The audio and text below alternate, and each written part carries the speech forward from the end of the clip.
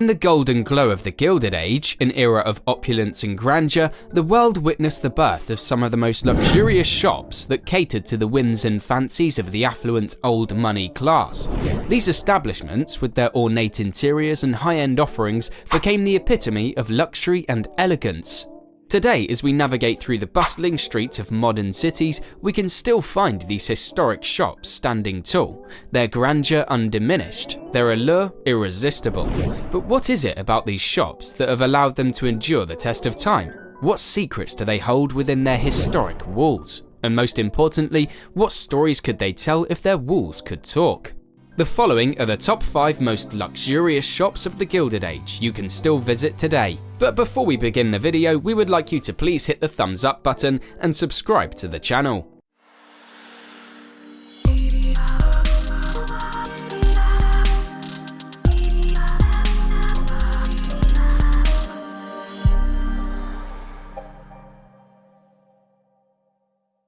Number 1. The House of Worth. Let's kick things off with the House of Worth, a name that resonates with opulence, elegance, and timeless style.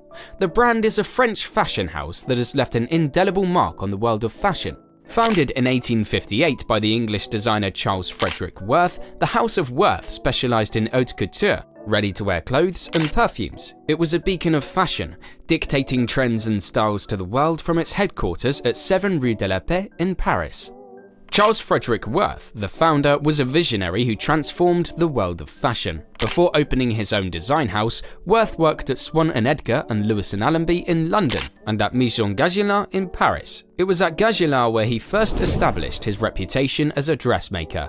His designs for Gaggelin won commendations at Universal Expeditions in London and Paris in the 1850s.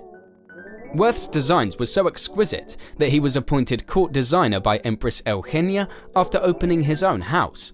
His reputation soared, and his designs were sought after by leading performers of the day such as Sarah Bernhardt, Lily Langtry, Jenny Lind, and Nellie Melba. Worth was known for his unique approach to fashion. He would prepare several designs for each season, which were then shown by live models. Clients would make their selections and have them made to their own measurements in his work rooms.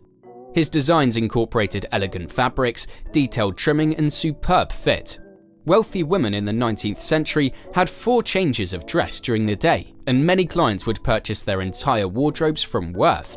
After Worth's death in 1895, his sons Gaston Lucien and Jean-Philippe took over the business. In 1924, the house ventured into the perfume market with its first fragrance, Dans la Nuit, developed by perfumer Maurice Blanchet. The bottle was designed by the renowned glassmaker René Lalique. The perfume business, Les Parfums Worth, launched more than 20 fragrances between 1924 and 1947. The House of Worth faced increasing competition in the mid-20th century. In 1950, it was taken over by the House of Paquin, and in 1952, the Worth family influence ended with the retirement of the great-grandson Roger. The house shut down the couture operations in 1956. However, the House of Worth brand was revived in 1999 by entrepreneurs Tilesh and Hitesh Mehta. The revived house continues to produce perfumes and has attempted to revive the couture operation with new collections. Number 2. Bloomingdale's. Bloomingdale's, a name synonymous with luxury and quality, has been a staple of the American retail landscape for over a century. Founded in 1861 by brothers Joseph and Lyman G. Bloomingdale, the store began a humble ladies' notions shop in New York City. Over the years, it evolved into a full-scale department store, occupying an entire city block on Lexington Avenue by 1886. The Bloomingdale brothers were pioneers in retail, introducing the concept of department shopping to the American public. They were the first to sell ladies' fashions and European-made garments, setting the trend for what would become the modern department store. Today, Bloomingdale is known for its upscale designer clothes, luxury goods, and unparalleled shopping experience. Bloomingdale's has always been at the forefront of innovation. In the 1930s, it was one of the first department stores to introduce in-store demonstrations and personal shopping services. It was also among the first to embrace the concept of fashion as theatre, hosting elaborate fashion shows and product launches that drew crowds and created a buzz. Despite the economic turmoil of the Great Depression and World War II, Bloomingdale's continued to thrive and expand.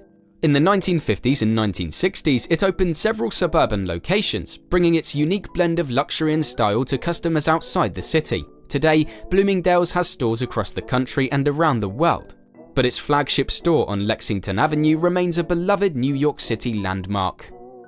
Number 3. Harrods. Harrods, the world-renowned department store in London, is a symbol of British luxury and elegance. Founded in 1849 by Charles Henry Harrod, it started as a small grocery store in Knightsbridge. Nonetheless, Harrods quickly gained a reputation for selling high-quality goods and providing excellent customer service, attracting a loyal clientele that included the British royal family.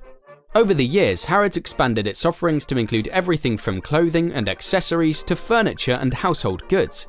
It became known for its lavish displays of exclusive product lines and exceptional service.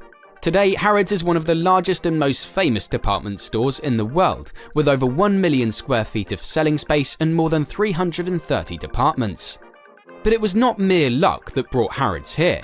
The brand has always been a trendsetter. It was the first store to install a moving staircase, escalator, in England, and it was also among the first to offer a comprehensive range of services to its customers, including banking, estate agency, and delivery services. Despite its changes in ownership and management over the years, Harrods has maintained its commitment to quality and luxury, making it a favourite shopping destination for locals and tourists alike.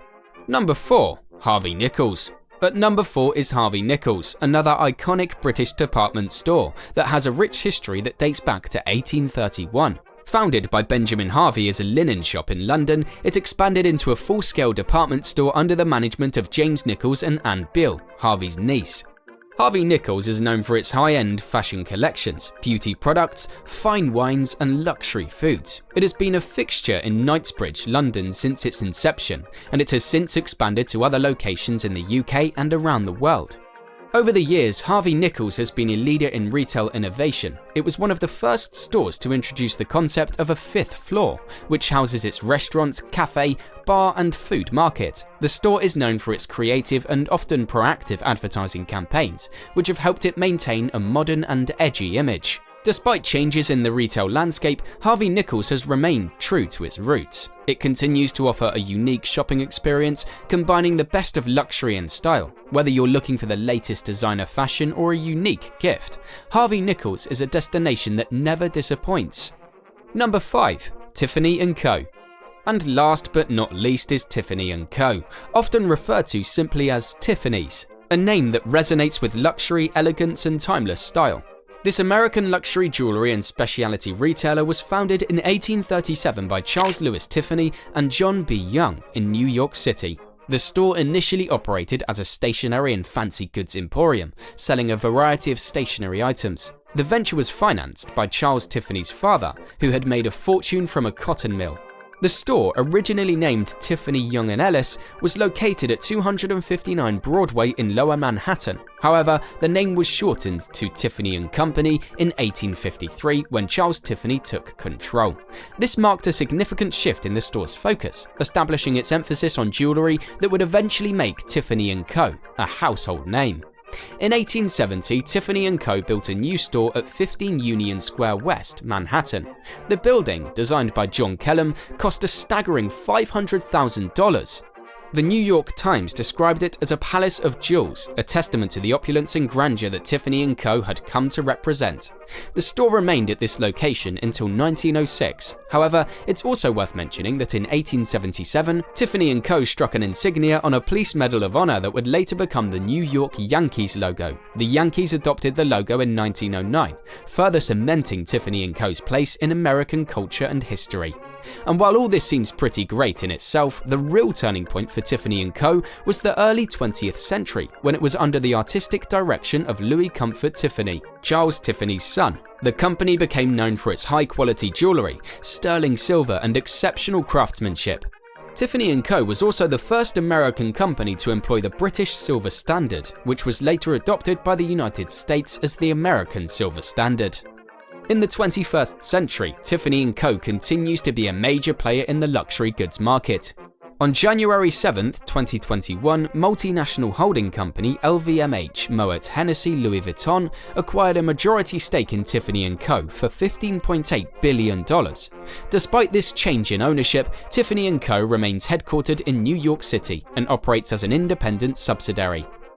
Today, Tiffany & Co. operates over 300 stores globally, including the United States, Japan, Canada, Europe, Latin America, and the Asia-Pacific region.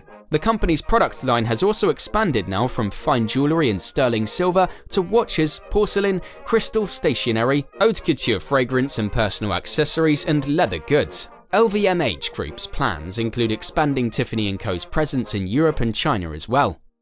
As we wrap up our journey from the grander aisles of Bloomingdale's to the chic displays of Harvey Nichols, it's clear that all these stores are more than just places to shop. They're timeless landmarks, each with a unique story to tell. They remind us that quality never goes out of style, and that true luxury can stand the test of time. So, next time you're near one of these iconic stores, why not step inside? Take a moment to soak in the history, admire the craftsmanship, and maybe even treat yourself to something special. After all, who wouldn't want to own a piece of history that's as stylish today as it was over a century ago? That brings us to the end of this video. If you liked it, please consider subscribing and sharing so we can keep bringing you more content like this. See you next time.